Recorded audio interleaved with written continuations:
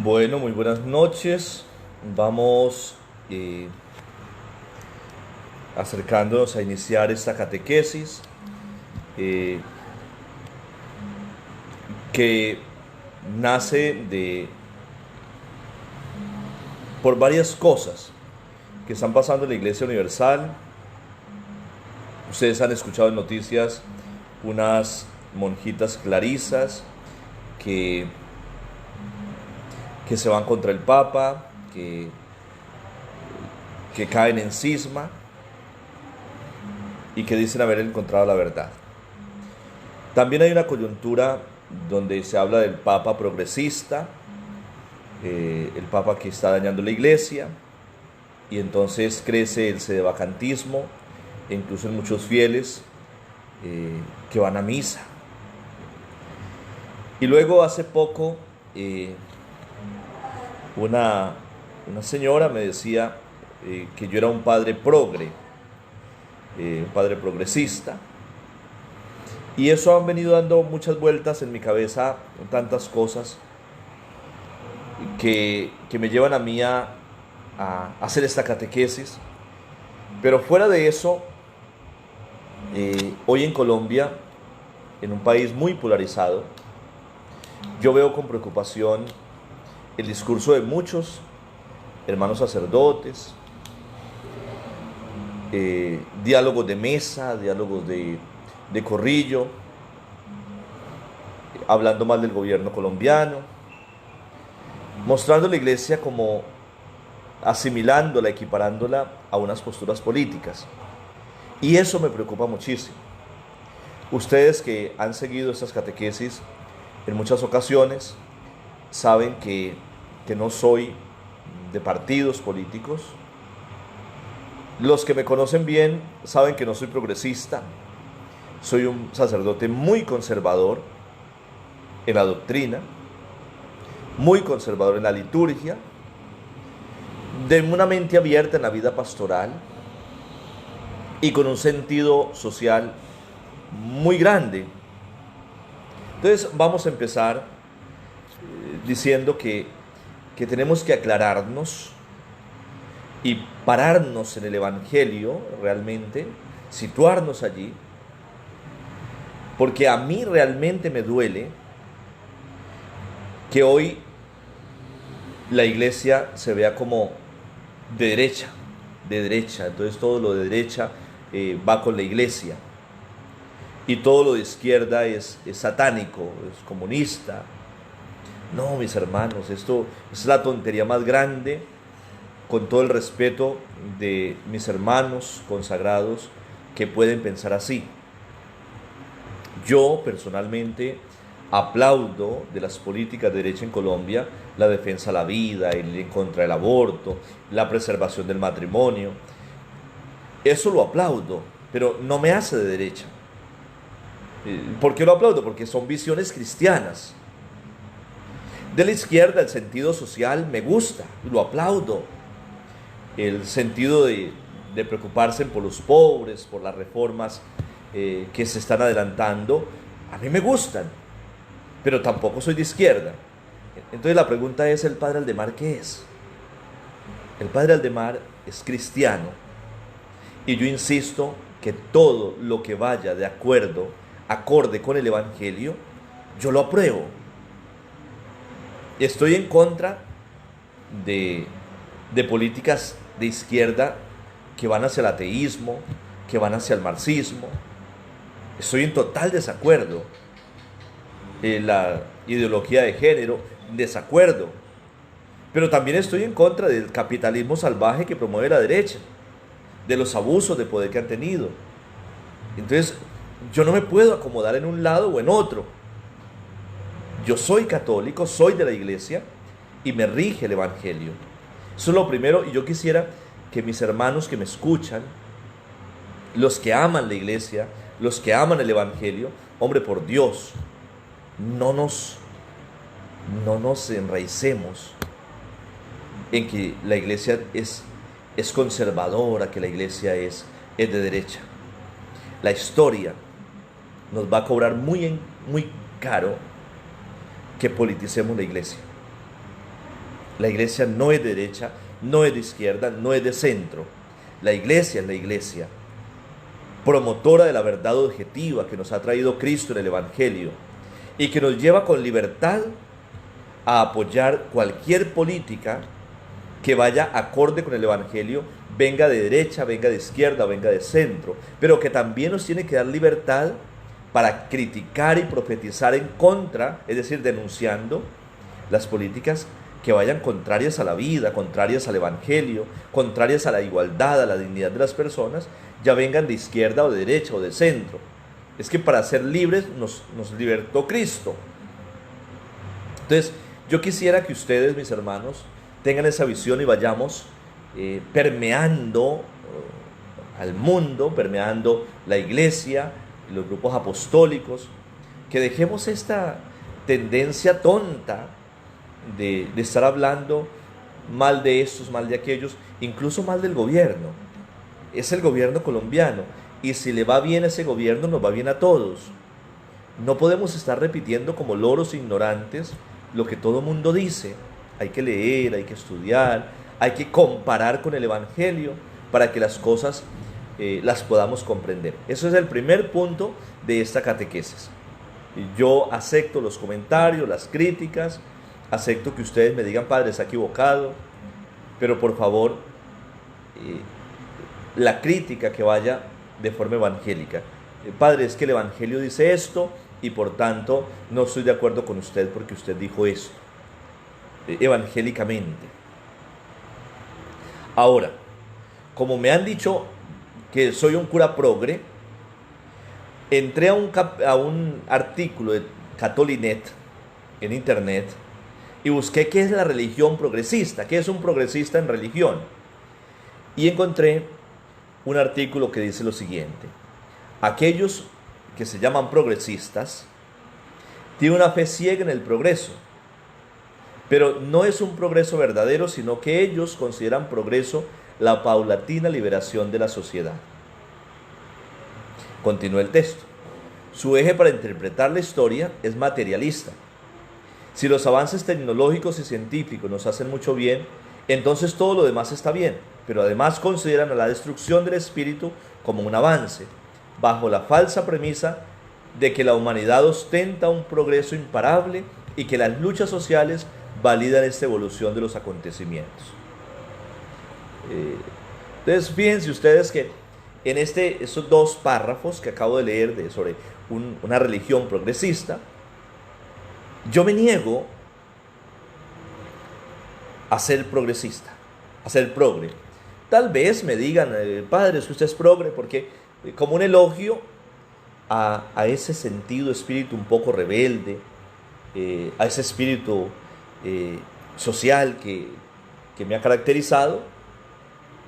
Y si me lo hacen como un elogio, gracias, pero no es así.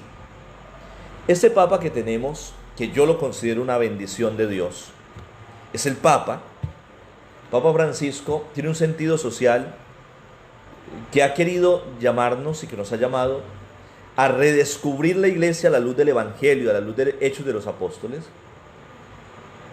Nosotros tenemos que aferrarnos a la doctrina de la iglesia y a la jerarquía. Un paréntesis, es tonto lo que he escuchado en las redes, en los videos que dan esas hermanitas clarisas, que además de ser de claustro, ahora se están volviendo muy famosas en YouTube. Ellos dicen, mire, Bergoglio alias Francisco, el padre Ratzinger alias Benedicto XVI y Wojtyla alias Juan Pablo II, y así por el estilo, porque no reconocen sino hasta Pío XII, pero ahora están obedeciendo a un obispo hereje excomulgado, porque ese sí es legítimo. Hombre, qué tontería. Si no hay papa, no pueden haber elección de obispos. Pío XII es mucho anterior a nosotros. El papa que yo nazco en el gobierno papal de Juan Pablo II. Entonces Pío XII tiene más de 70, 80 años de haber existido. Entonces quiere decir que los obispos que hay, si la postura de ellos es cierta, los obispos de hace 70, 80 años son falsos, son ilegítimos, porque si un papa ilegítimo da la bula papal para que se consagre, se ordene un obispo nuevo, ese obispo es ilegítimo, es falso. Entonces, ¿cómo van ellas a ver una persona de 50 años, creo yo, este Pablo de Rojas? ¿Cómo van a hacer para decir este sí es legítimo, este sí es verdadero, si no tienen papa? Una iglesia sin cabeza por más de 80 años, o sea, dejen la tontería. O sea, eso se cae de peso en la tontería, en la estupidez. Yo creo que uno tiene que aprender a hilar las cosas de manera que hay cosas que aparecen como una verdad, pero se caen de su peso. ¿A dónde voy? A este papa lo han criticado y hay muchos sedevacantistas y están hablando en contra del papa. Hombre, no, yo escucho al papa y el papa es evangélico. Me agradó muchísimo leer en una noticia esta semana, porque en una entrevista que le dio a una revista que se me va la mente, no me acuerdo qué revista, dejó en claro en esa entrevista que se cierra la posibilidad doctrinal de las mujeres diaconisas. El diaconado para mujeres está cerrado. Y está cerrada la posibilidad del matrimonio igualitario. Le preguntan sobre la bendición, en una entrevista le preguntan sobre la bendición de parejas homosexuales, y él dice: yo nunca he aprobado la bendición de parejas, he aprobado la bendición de personas, y no la ha aprobado, la ha ratificado, porque se puede bendecir a las personas, cual sean las personas. Entonces, el Papa está diciendo cosas hoy que a mí me alegra y aplaudo, porque está dando claridad. No hay que bendecir parejas homosexuales. No hay posibilidad de que las mujeres lleguen a ser ordenadas diáconos o diaconisas. Entonces, hombre, el Papa ha salvaguardado la doctrina, pero si el Papa es progresista, porque desde el comienzo de su pontificado llamó a la iglesia a ser misionera, le dijo a los obispos, a los sacerdotes: hay que desinstalarse, hay que dejar de vivir del dinero y comenzar a vivir la pobreza evangélica. Criticó mucho la ostentosidad de la fe, porque se manejaba más por intereses económicos que por pastorales, y nos tiró duro las orejas a todos. Hombre, si eso es el progresista, yo aplaudo al Papa y también soy progresista. Pero nosotros tenemos que quitarnos un poco el velo de los ojos y decir: hombre, el Señor nos está pidiendo hoy, a la luz del Evangelio, por medio de un Papa, un pontífice, nos está pidiendo austeridad. Un Papa que carga la maleta, un Papa que es austero, un Papa que le está diciendo constantemente a la jerarquía: hombre, tenemos que vivir como vivió Cristo. Eso es ser progresista. Yo no entiendo. Ahora, yo amo la iglesia. No les quede duda a ustedes que yo amo la iglesia. Y le tengo respeto y cariño a mi obispo. Es el obispo.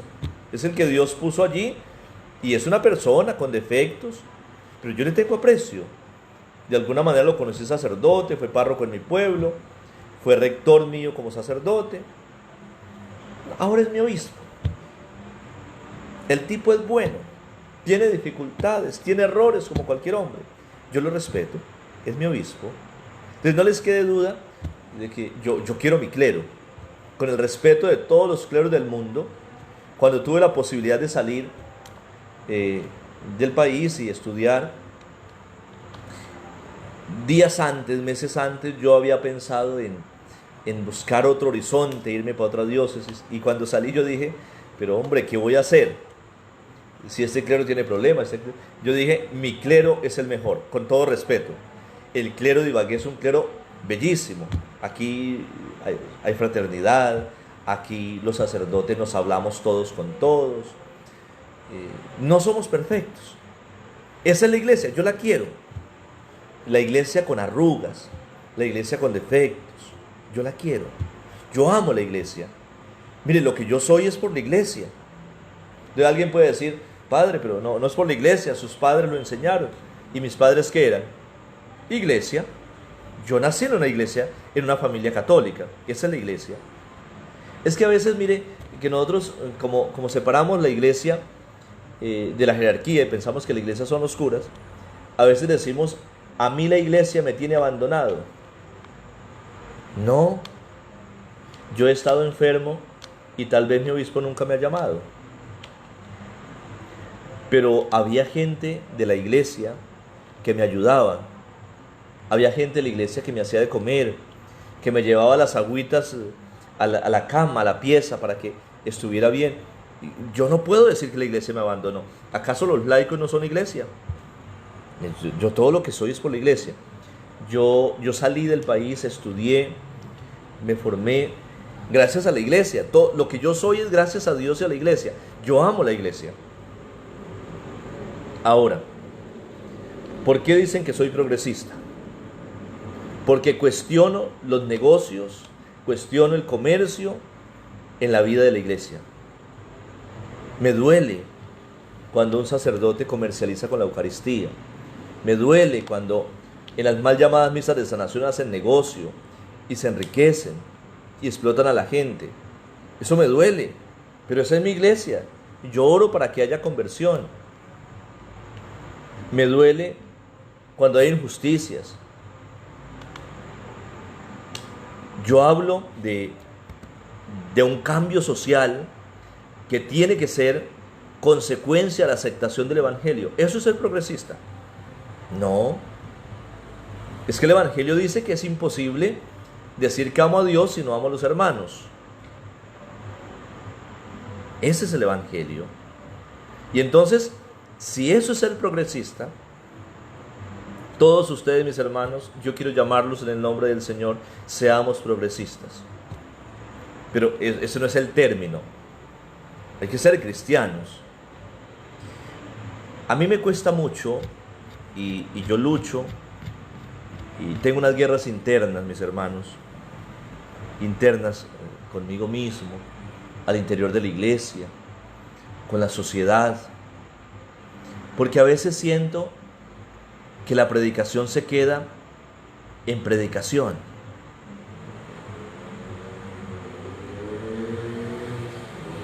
Y cuando yo leo quiénes van a entrar al monte del Señor, dice la palabra de Dios, y dice el que no vive de la usura, el que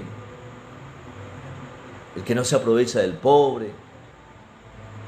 Y yo digo, hombre, a veces nosotros en la iglesia podemos estar aprovechándonos del pobre.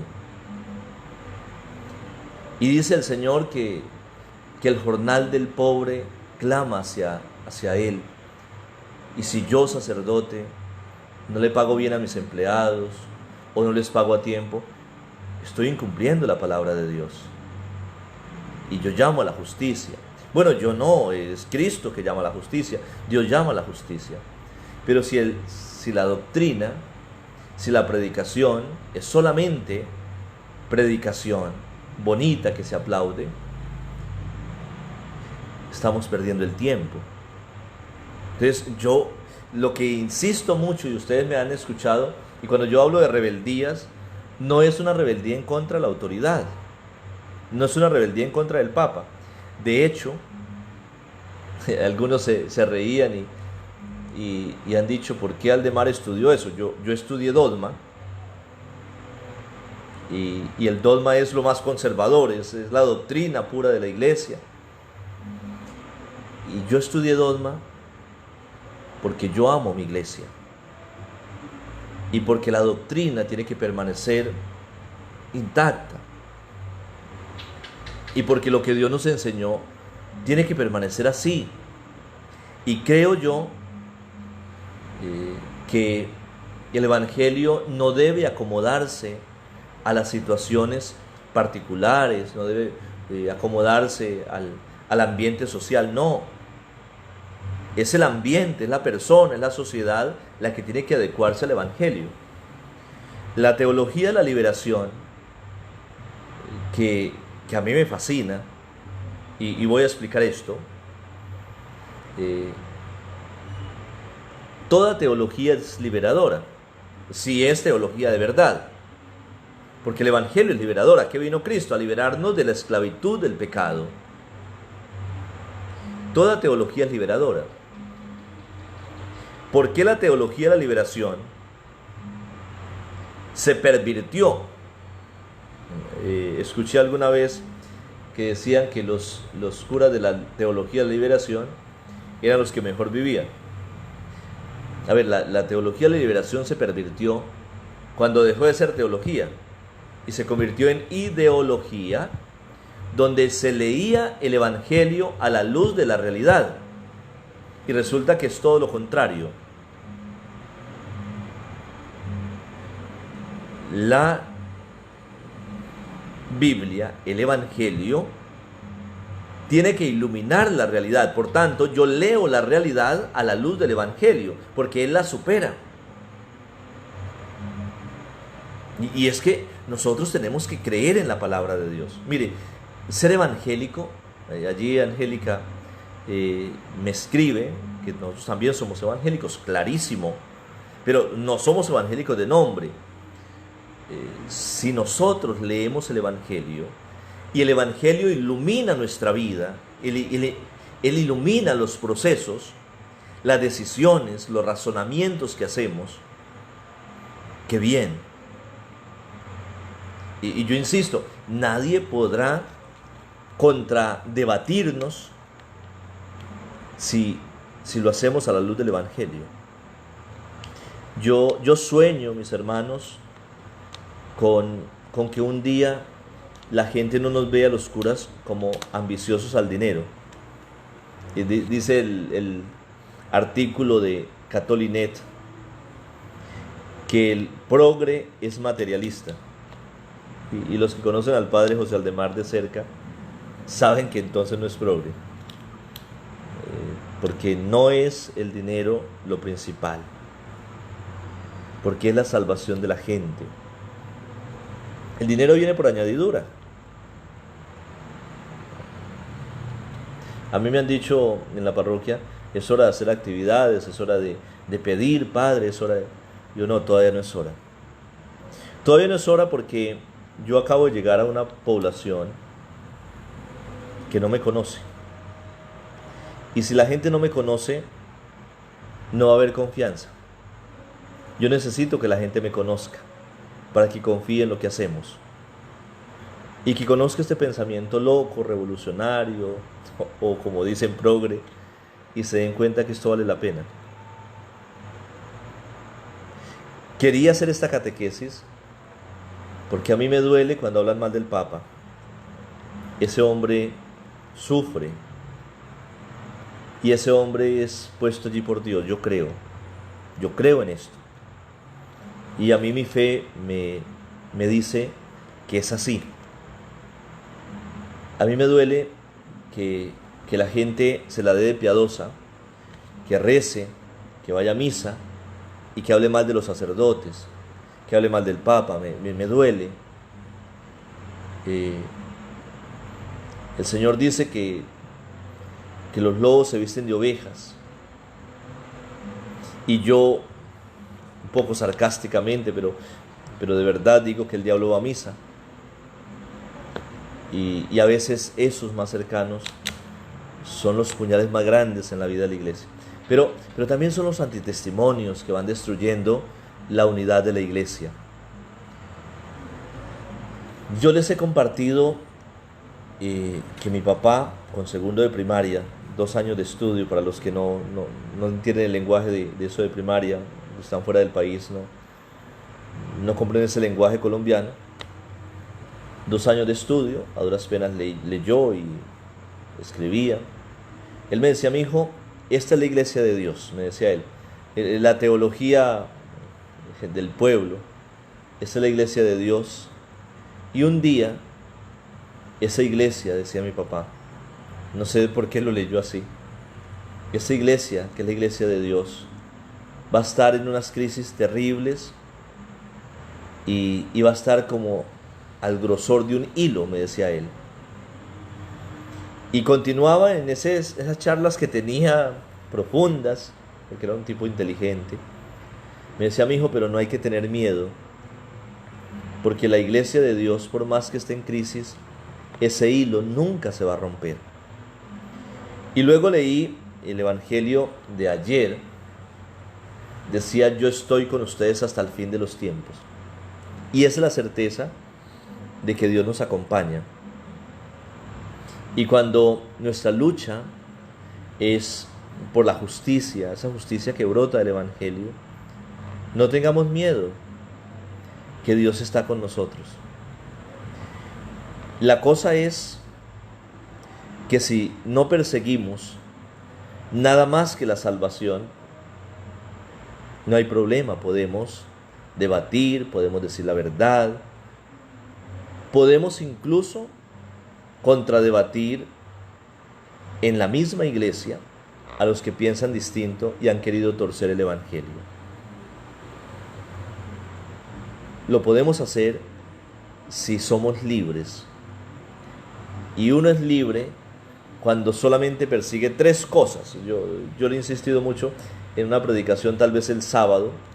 Yo insistí en 3 cosas que hay que perseguir: la gloria de Dios, hay que perseguir el bien de los hermanos y hay que perseguir la salvación. Y hoy, en el Evangelio del día, decía el Señor, ante la pregunta de Pedro, que nos va a tocar a nosotros, que lo dejamos todo por ti, dejamos casa, hermanos, familia, etc. Jesús responde: tendrán 100 veces más en esta vida y vida eterna en la eternidad, en la siguiente edad. Le podemos decir a la gente que vale la pena esforzarnos por ser distintos, esforzarnos por pensar en el Evangelio, con el Evangelio, porque Dios nos regala vida eterna. Así de que, a partir de esa catequesis, si le piensa decir alguna vez a alguien: usted es progre, averigüe primero qué es ser progre. Cuando me dicen: usted es rebelde, usted es revolucionario, usted es progre, yo no me enojo, me da risa, me siento orgulloso de pensar diferente, me siento orgulloso de contradebatir algunas cosas que puedo decirlo con claridad, porque le pido mucho a Dios y ojalá que ustedes me ayuden a pedirle al Señor que nunca me haga ambicioso al dinero, que no me haga ambicioso a la fama, al poder, que me deje ser muy tranquilo en mi sacerdocio y que me ayude a hacer las cosas bien. Yo pienso y quiero